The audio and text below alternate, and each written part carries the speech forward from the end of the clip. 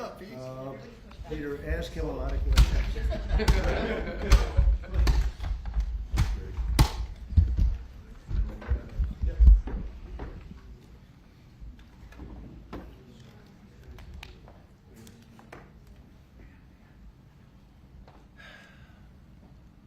You all set? So it's an honor to have you back. A friend of mine, Kid Rock, sometimes referred to as Bob. I know him as Bob, but he's been a good friend for a long time, many years, and he's been after something that is for the good of a lot of people, including, in particular, the public, and having to do with ticket sales and scalping and all of the gouging that you have been reading about. That's gotten worse and worse with time. And I didn't know too much about it, but I checked it out, and it is a big problem. And I thought, I think you've been trying to get this done for 20 years or something. He said Trump got it done in 2 weeks. But we came up with a very serious EO, and I'm going to sign it now, and maybe I'll ask you, Will, to explain a little bit about it, please. Of course, sir. So this is an executive order, as you said, that deals with the ticket reselling business. For fans of live entertainment and for entertainers as well, the ticket reselling industry has become a huge issue. These people use bots and computer algorithms to buy up huge blocks of tickets and then jack up the price so that fans of live entertainers like Mr. Ritchie, I almost called him Mr. Rock, don't have access to concerts the way that they should. And when they do, it's at exorbitantly high prices. So what this executive order does, it charges the FTC and the Department of Justice with rigorously enforcing laws on the books in collaboration with state attorneys general that have power over consumer protection and other people who have the power to really crack down on this issue so that entertainers and fans won't be subject to these abusive and oftentimes illegal practices. Good. Thank you very much. Bob, you want to say something? Yeah, anybody who's, it doesn't matter your politics. First off, thank you, Mr. President, because this has happened at lightning speed. I know you put, I want to make sure Alina Habba gets her credit too, because I know she worked very hard on this, but thank you for making this happen so quick. Anyone who's bought a concert ticket in the last decade, maybe 20 years, no matter what your politics are, knows that it's a conundrum. You buy a ticket for $100, by the time you check out, it's $170. You don't know what you can charge for it, but more importantly, these bots. You know, they come in to get all the good tickets to your favorite shows you want to go to, and then they're relisted immediately for sometimes a 400% or 500% markup. And the artists don't see any of that money. And, you know, ultimately, I think this is a great first step. I would love down the road if there would be some legislation that we could actually put a cap on the resale of tickets. And I'm a capitalist and a deregulation guy, but they've tried this in some places in Europe, and it seems to be the only thing that's us as artists be able to get the tickets into the hands of the fans at the prices we set. I'll be the first one to say, and I know the president doesn't like when I say this, but I'm a little overpaid right now. It's kind of ridiculous. I would rather be, you know, a hero to working class people and have them be able to come attend my shows and give them a fair ticket price. I can't control that right now, so hopefully this is a step to really be able to make that happen. I know a lot of artists and a lot of fans who love concerts and music are going to be very appreciative of you taking this And I think sir. Bob is more interested in the fans and the people that are having to pay crazy prices than he is the artist. Maybe the artist a little bit, but the fans a lot. I've spoken to him over the years about it, and it's been, it bothers him. It bothers a lot of other artists too. You see, It does. the artists, and they go out with a $100 ticket and it sells for $2,000 the following night. And they seem to be able to sweep up the best locations too, which is pretty amazing. So They've only enforced that Bots Act one time, I believe. Yeah. A couple years ago in New York City, I think we still got a couple $1 million fine. And that's the only time they've enforced that act. And who's the primary culprit? Who sells these tickets? It's the scalpers. It's these bots go in and they're automated, so you're in. But is there a company involved? You might not want to No, say. no. Well, there's reselling markets. All yeah. I think I know, Peter. But that's all right. Don't get them involved. Maybe What company do you think it is? Maybe they're more innocent than we think. Huh? Well, if you think of it, like if Ticketmaster sells a ticket, if you buy a ticket and go to a show, you're in a lot of ways their worst customer. because they make another 17, whatever percentage every time that ticket resells. So they don't want to enforce the Bots Act necessarily because they're making more money off it. The artists don't see any of that money, but that's not what I'm advocating for, is for me to make more money. I want the fans to have fair ticket prices, be able to go and enjoy more shows. I know people that they decide on a family vacation or going to their favorite concert once a year rather than, my parents used to go see multiple shows when you could afford them back in their day. And I'd like to take my ticket prices lower, but if I set my ticket prices low, these bots immediately eat them up and they resell for hundreds of dollars more, and I'm just making these bad actors rich. Well, I think this is a big step to getting it stopped. Do you have something, Brian? Yeah, I do actually. I actually feel that the consumer is going to take the money that they've saved and actually buy merch, which you guys have a big percentage of, or do concessions, which you guys split with the venue on that as well. So I think their money We don't goes share for it. concessions a lot. No? We try to, but they don't want to share it in the beer prices and parking or any of that stuff. But the bottom line is there's money for everyone to be made. There's plenty of money to go around. No one's going to really lose here. Ticketmaster, if we can get a cap, they're going to lose some money. But I've already talked to the CEO, Michael, and he's given me his word. He's on board for it. I was talking to Jacoby with Papa Roach earlier, and by the way, he's a big fan of what you're doing, President Trump, digging into this whole scalping and the bots. A lot of musicians, you can say that, they're with Kid Rock, sir. Good. On this, I think so. without a doubt. A lot of people are. President Trump, Peter? would you ever wear a jacket like that? I don't know. I was thinking about doing it for tomorrow. We have a big event coming up, and I was thinking about doing it, but I'm not sure. So you recently bought a Tesla for White House staff I did. to use, but now there's all these domestic terrorists targeting Teslas. Are the staff scared to drive it? I don't think so. I haven't heard. They were complaining. I did buy one, and I let the staff use it. We have it parked conveniently, and one day we give it to Margot, one day we give it to Chamberlain, give it to Natalie, we give it to everybody around, give it to Dan Scavino, but he's got so much money it doesn't matter. But they love the car, and it's a great car, and it's made here, and it's made in the country. He's got a tremendous plant now in Texas, and he has one in California. Does a lot of his work here, and he's been really unfairly treated, in my opinion. I travel. And Yeah. there's this other story, I know it's hypothetical right now, but if you were allowed for some reason to run for a third term, is there a thought that the Democrats could try to run Barack Obama against you I'd love that. for his third term? Boy, I'd love that. That would be a good one. I'd like that. No, people are asking me to run, and there's a whole story about running for a third term. I don't know. I never looked into it. They do say there's a way you can do it, but I don't know about that. But I have not looked into it. I want to do a fantastic job. We have 4 years, just about, almost close to 4 years. Time is flying, but it's still close to 4 years, and we're getting a lot of credit for having done a great job in the first almost 100 days. And we have some big things we're going to be announcing over the next 2 days, and you know very well, Peter, and I think it's going to be something that's going to bring a lot of wealth back to our country, tremendous wealth back to our country, actually. And other countries are understanding it because they've been ripping us for 50 years longer, but they've been ripping us off for years, right from the beginning. And I think this is going to be an amazing, I call it a lot of different names, but it's really, in a sense, it's a rebirth of a country, because how we could have afforded to do what we did. We help everybody, and they don't help us. The term I like best probably is the liberation of America. It's a liberation of this country, because it's incredible. Look, we have 36 trillion in debt for a reason, and that accumulates over a long period of time. So I think what you're going to be seeing over the next couple of days will be very inspiring to a lot of people. They had a lot of auto plants being built in a certain country. I don't want to mention the country because we get along great with the country, but those plants aren't being built there anymore. They gave them up today and yesterday, day before, and they're building them all now in the United States. And we have many examples, not only auto plants, chip companies from Taiwan are coming in. The biggest, Mr. Wei, he's big. I said, you are a smart guy, aren't you? I've been reading about him over the years, but he controls a large portion of the chip business, as you know. You don't get smarter. They're going to be investing $200 or $300 billion. Apple's investing $500 billion. They always built their places in China. Now he's building here. I think because of you speak to Tim Cook, because of the election, but maybe more importantly because of the tariffs. You know, he's got really an obligation to do it. But we have many, many companies that you haven't even heard of. But I think we'll be at $5 trillion very soon. And if you think about this, we've never been anywhere near that.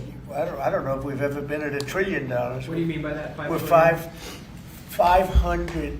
What do I mean by trillion? 5 trillion. What are you referring to, sir? I think that we're going to be at $5 trillion of investment. I think you're going to have investments very shortly. We're already 3.5, and we have commitments, verbal commitments for a lot more. And numbers like that have never been done in this country. And it's going to get harder. This is in 2 months. It's really in less than 2 months, because since we've really gone out with it. And we have other interesting things happening. But to me, the whole tariff situation, and essentially they've done that to us for many years. So if we're anywhere near $5 trillion in 2 months, this could be numbers like the country's never seen. And every time you hear a dollar spent, that's another job, because the jobs are coming with it. So auto plants, chip plants, pharmaceuticals, lumber coming in. We have things happening in this country. I'm not sure that they've ever seen it. Steel, you know, we have tariffs on steel. They've been here for a while. Steel and aluminum. Nobody's ever seen anything like we're witnessing now. Nobody's ever seen anything. Most of you agree with that. I mean, it's nothing much you can't agree with. We have things happening in terms of jobs and investment, the likes of which I don't think we've ever seen. If you look at, let's say, $4 to $5 trillion in a period of a month and a half, that's even more than you do with your concerts, which are always sold out, right? Nobody's ever seen numbers. And think of it, where Apple's at $500 billion, as I said, but they always used to spend that money in China. Now they're spending it here. That means they're going to build. Now, they don't have any tariffs. Remember, there are no tariffs if you do your product here, if you build whatever it is in the USA. One of the things we're also trying to get is if you buy a car that was built in the USA, you get a deduction on interest. So if you go out and borrow money to buy a car, if it's built in the USA, never been done before, it's a big deduction for people that really aren't used to deductions, frankly, because people that buy cars like that are not big into the world of deductions, and now they're going to learn about deductions. So I think it's going to be great. Yeah. Mr. President, are you going to move ahead with a universal tariff or different individual tariff rates on a whole variety of different? Well, you're going to see in 2 days, which is maybe tomorrow night or probably Wednesday, you're going to see. And they're reciprocal. So whatever they charge us, we charge them, but we're being nicer than they were. We have a lot of countries, friend and foe. I always say friend and foe, but the friend in many cases is worse than the foe. They took advantage of us, and we are going to be very nice by comparison to what they were. The numbers will be lower than what they've been charging us, and in some cases maybe substantially lower, but we sort of have a world obligation perhaps. But we're going to be very nice. Relatively speaking, we're going to be very kind. Mr. President, you met with the chairman. Somebody said that about me the other day. They said, who doesn't know me very well, they said, "You're such a kind person." And I said, "Say that again." They said, "You're a kind person." I said, "I've never heard that before." It was a weird statement. I was kind. Who said that? I've heard of words that, I don't know, I better not tell you. You know, I've been called a lot of things, but it's sort of a different kind of a word. It's like an old-fashioned word, isn't it? Mr. President, you met with the chairman of Stellantis today. Did Yes. he ask you for a pause on the auto tariffs? No. What was that meeting about? Just about some of the problems they have with the environmental, which we're going to clean up. Have any of the automakers... We're going to probably go back to 1920. If you look, we're going to go back probably to a 2020 standard. So we'll have 2020 standard, and that's just a few years ago.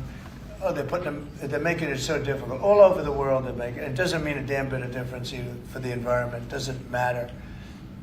They make it impossible for people to build cars. So we're going to be doing much different. 2020 is a strong standard, but they've taken it to a level now that makes it very difficult to build a car. So we're going to be bringing it back to a standard that is a very good environmental standard, but it makes it possible to build a Have car. you heard any concerns from the automakers, though, about the tariffs on parts that will go into No. effect over the coming They- weeks, about they what all that's going know. to mean for the price of Well, I gave them a American-made big break parts? for a month. I didn't charge them anything, for a big month, for that first month. And they brought a lot of material into this country because they could bring it in without tariff.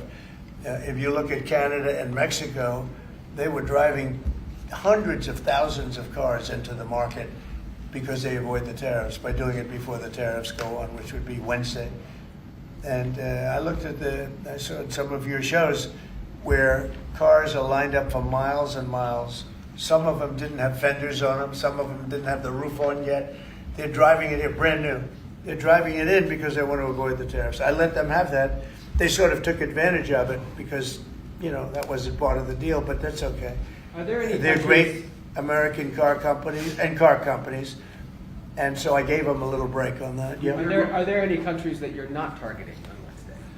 Well, it depends. I said it's reciprocal. Not everybody has made a fortune, but almost everybody has, but not everybody. And the ones that haven't, we're going to be very nice to them. And on a separate issue, Because that word reciprocal is very important. What they do to us, we do to them. Okay. Can I just ask you briefly on President Putin? You said over the weekend, or indicated over the weekend, some frustration with him. How serious are you about imposing oil sanctions on No, I Russian want oil? to see him make a deal so that we stop Russian soldiers and Ukrainian soldiers and other people from being killed. But mostly it's Russian and Ukrainian soldiers. They're losing at least 2,500 human beings, beautiful human beings, a week. And I want it to stop. And some people would say, why do you worry about Russian soldiers or Ukrainian soldiers? I worry because it's like they're just like you people. They're like us. They're like all of us. And I seem to have an ability to do those things. And if I can do that, I think it's a very worthwhile thing to do. And I think we will. No, I want to make sure that he follows through, and I think he will. I don't want to go secondary tariffs on his oil, but I think, it's something I would do if I thought he wasn't doing the job. I did it with Venezuela, secondary tariffs, and you know what happened? Every boat left the harbor. Did you see that? It was a beautiful thing to see. The whole harbor emptied out. My words weren't even finished. I have these massive ships. They're actually taking the hoses and dumping them into there. They couldn't get out of there fast enough because they know I don't play games. So I think he's going to live up to what he told me, and I think he's going to fulfill his part of the deal. Now, then you have Zelensky, and hopefully he's going to live up. I see he's trying to renegotiate the rare earth. We did something because, as you know, the Europeans get paid back the money that they gave, and we don't, because Biden is an incompetent president. And he should have asked for rare earth, or he should have asked for the loans to be guaranteed in some form. That's what Europe did. Europe is in for probably $100 billion, and we're in for $350 billion. So we're in for more than 3 times. And now you could make it a little bit less than that, but it doesn't matter, whatever the number. We're in for substantially more than Europe. We could be in for $350 billion. They have no idea because Biden wasn't a good bookkeeper except for himself. And what happens is we made a deal for rare earth. It was all done. And I heard through you, I haven't spoken to them yet, but through you I heard that they're now saying, well, I'll only do that deal if we get into NATO or something to that effect. Well, that was never, number one, discussed. Number two, I think it's going to be long before Putin, they said you're not going into NATO. And it could be, that's probably the reason the war started, actually. We're hours away from a very special election. Wisconsin, Florida. I want to share your thoughts on Republican voters to not sleep on this. These are 2 very important races you got. Well, it's a big race, Supreme Court race in Wisconsin. It's taking place essentially as it was early voting, and so we'll see what happens. It's a big race. I love Wisconsin. We won Wisconsin. Republicans typically don't do very well in Wisconsin, but I did. I actually won it twice. I actually probably won it 3 times to be exact. We played their son. Not probably. I won it 3 times. We had a rigged election the second time, but that's one of those things. We had to make this one too big to rig.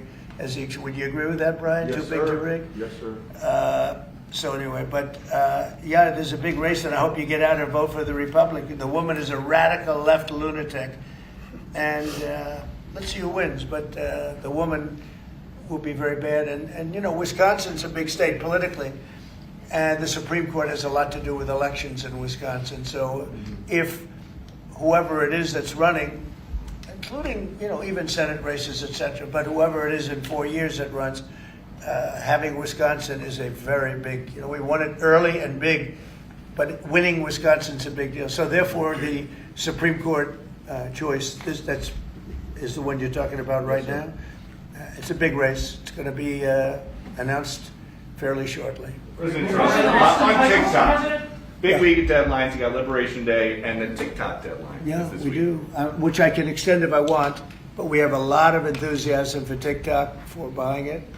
I think TikTok is good. I used it I was a great TikTok guy, and we won by 36 points, the youth. You know, we won the youth, which Republicans don't do. Maybe it's because Kid Rock likes Trump, I don't know, but we won the youth by 36 points, and I attribute some of that to TikTok. Is the TikTok deal, the negotiations now, tied to a bigger tariff deal with China? No, but you know, it could be. I mean, you know I've used tariffs for lots of different reasons, but I could see, you know, 1 point in tariffs with China, a big country, would be probably worth more than all of TikTok, as valuable as TikTok is. It's big stuff.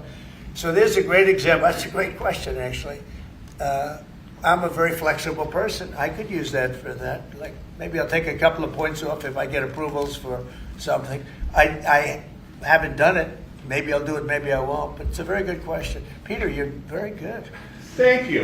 You'll love this one. Go ahead. I can It's imagine. not front page news, but I am just curious. What is your thought about Tiger Woods now becoming part of the broader Trump family? Well, I love Tiger, and I love Vanessa, and they had a great relationship. I happen to think the relationship with my son, I happen to think the relationship was hurt very badly by the witch hunt that went on, Russia, and all the crap that they put Don through, who knew nothing about it. But Vanessa and Don had a very good relationship. They have incredible children, 5 incredible children, all good athletes, all great students. They're like great, and they broke up, you know, quite a while ago, and which was to me very sad because I think they're both great, Don and Vanessa. And Tiger actually called me a few months ago, and you have a very special, very good relationship with Tiger. I played golf with him a couple of times over the last month, and he's a fantastic guy and a fantastic athlete. And he told me about it, and I said, Tiger, that's good. That's good. I'm very happy for both. I just let them both be happy. Let them both be happy. They're both great. To follow up on China, China, South Korea, and Japan say they're going to work together in cooperation to respond to the tariffs that you're going to put into effect this week. Are you concerned that this move of the tariffs this week could push some of the United States' closest allies to work with China? No, I'm not worried about it. I'm not worried about it. Yeah. Mr. President, can I ask you I about think something? they have a chance of doing better, actually, with the tariffs. It can actually help them in a certain way. And I think a lot of them will drop their tariffs because, you know, they've been unfairly tariffing the United States for years. And if you look at the European Union on cars, the European Union already dropped their tariff down to 2.5%. It was announced a couple of days ago, which is what which is a very small tariff. The United States charged very little.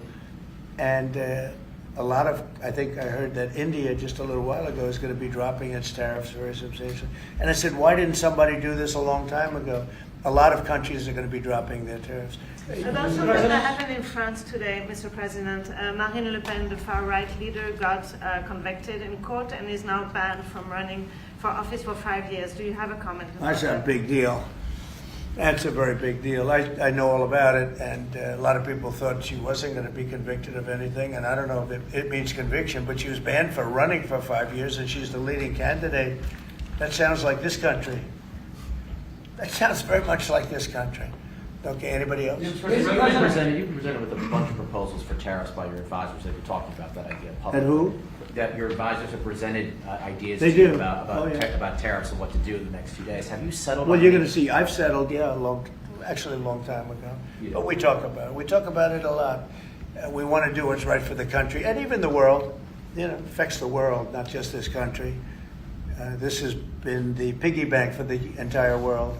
So it really does affect the world, and that's important to me also. Yeah. Please, Mr. President, in the past you have said that you want the quick return of Austin Tice, a Marine Corps veteran and a journalist who went missing in Syria over 12 years ago. Yeah. Have efforts been made to locate Austin Tice been extended beyond Syria, including potential leads in Iran? And do you have plans to get in touch with Ms. Deborah Tice, the mother of Austin Tice? And also at the same time, organizations like Hostage Aid Worldwide have been on the ground in Syria searching for Austin Tice for many years.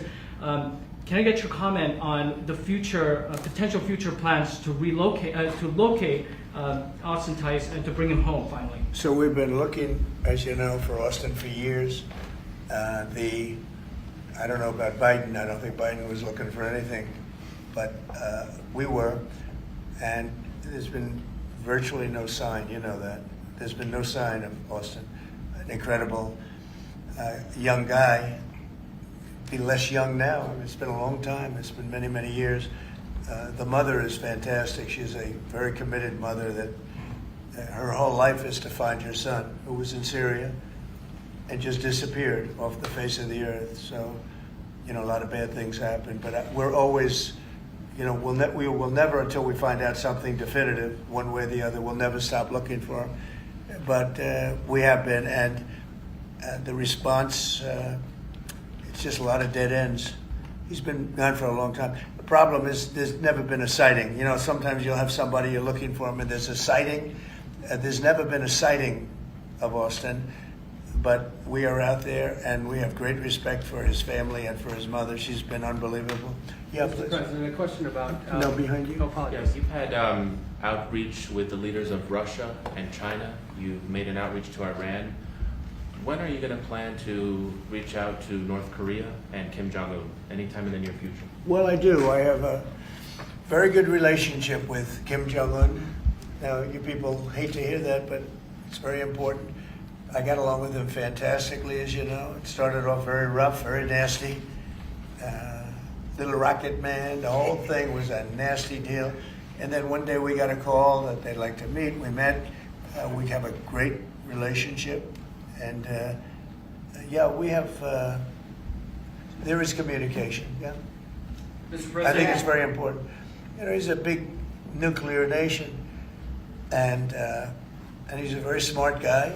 I got to know him very well. Remember, I put my foot across the line, and then I walked across the line. I don't know if Secret Service was thrilled with that. They actually wasn't. They were not too thrilled. But I have a very good relationship with him. Yeah, we'll probably do something at some point. Yeah, please. Jeff. who's on your short list, Mr. President, to replace Elise Stefanik as U.S. Ambassador to the UN? So we have a lot of good people that want it. First of all, Elise is fantastic, and I just don't want to take chances where you guys saying, how is the election going? We have a congressional election that's a little bit close. I guess the one is in good shape, but the other one's a little bit close. But Randy Fine is a great guy.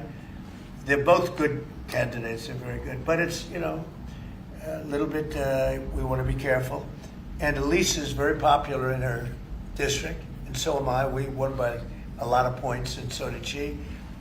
And there's a lot of people that wanted to run for it, but we have no idea, are they going to win it? I think it's just security. And I said, Elise, what about going back? Because they love you there, and she's going to take a big leadership position with Mike Johnson and the group, the speaker.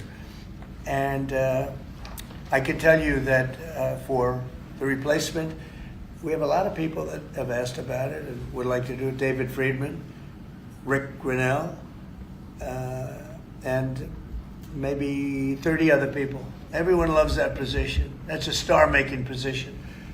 And so we'll see what happens. But we have a lot of people that are interested in going to the United Nations, as you can imagine. Yeah. So we get a quick music question. Favorite song to play live is what? And then my question for you, Mr. President, your favorite rally you did last year, 2024. What was your favorite one? Favorite song to play live? Yeah, favorite song to play live. Oh, that's a tough one. It'd have to be one of the hits, probably Cowboy or Ball with the Bar. There's a song that I've played every night that was never a singular hit that I probably should not say the words to in this office right now. That is pretty much. You never met a He does, certain by the person way, like his me. rallies are amazing. He does great and gets big crowds. He's really a star when it comes to that. He is a very talented guy. I would say maybe Madison Square Garden, Yeah. because anybody that was there, the owner of the garden, Jim Dolan, who's, to me, always been terrific. He said this, he's never seen anything like it. We had, when you announce Madison Square Garden, it's a big arena, but we sell out big arenas. We sold out in Milwaukee. We sold out at every big arena. We never had empty seats. It's amazing. They talk about Bernie Sanders gets 2,000 or 3,000 people. Everyone said, these crowds, I get 107,000 people in New Jersey. In Butler, PA, we had over 100,000 the second time. We had 55,000 the first time. We have big crowds. I would say Madison Square Garden, because I grew up in New York and the garden is great. Jim Dolan treated us well, but everybody said they, because I think I could have filled it up 10 times. We had hundreds of thousands of people that were stacked all the way back to the Hudson River and on the other direction, back to Fifth Avenue. Nobody's ever said, I don't mean with a line, I mean like 50 deep, this way. The streets were closed, the whole thing, it was crazy. And when you take that, you want to do well at Madison Square Garden. You don't want to have empty seats.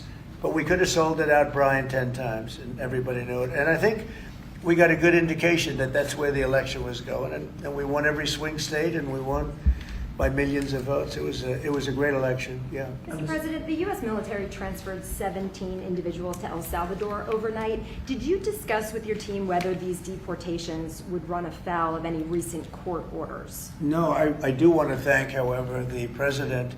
He has been unbelievable, and in relation to us.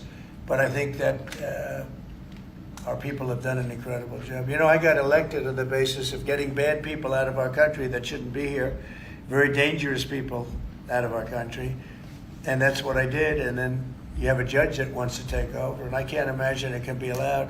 If it was up to him, they'd all be put back in our country. These are killers. These are drug lords. These are really bad people. But I want to thank the president of El Salvador, because he's done an amazing job. You saw it. Yeah. Elon Musk's special government tenure is coming to an end, 130 days, I think another month. Yeah.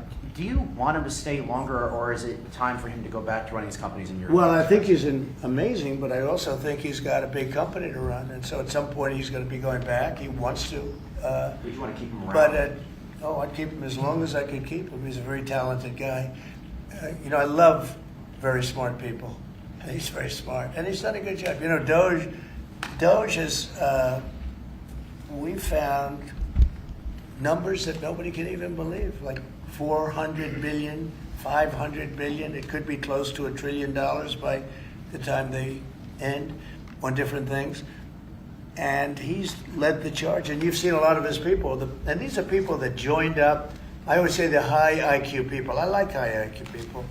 And they've done a great job. No, at some point, Elon's going to want to go back to his company. I will say he's got, despite the way he's been treated, so he's an American patriot, but the way he's been treated with Tesla is just terrible. It's just terrible. Once he goes In fact, back- you have a Tesla, and you love it. You love it. He was saying before he bought a Tesla, he loved it. A lot of people are buying Teslas, I think, and I hope they are. He should not be treated that way. He's done an incredible service to our country. Well, once he goes back, is DOGE going to keep operating even without Elon here? Well, I can't tell you that. I can say this, that a lot of the people that are working with DOGE are the secretaries, the heads of the various agencies, and they've learned a lot, and they're dealing with the DOGE people. I think some of them may try and keep the DOGE people with them, but, at a certain point, I think it will end. But they have also gotten a big education, and they're doing a really good job. There'll be a point at which the secretaries will be able to do this work and do it very, as we say, with the scalpel.